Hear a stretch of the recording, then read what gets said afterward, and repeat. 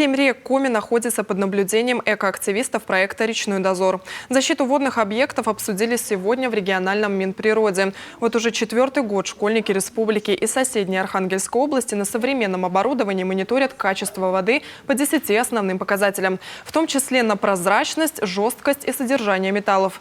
В этом году планируют открыть новые посты в Ухте и Архангельской области.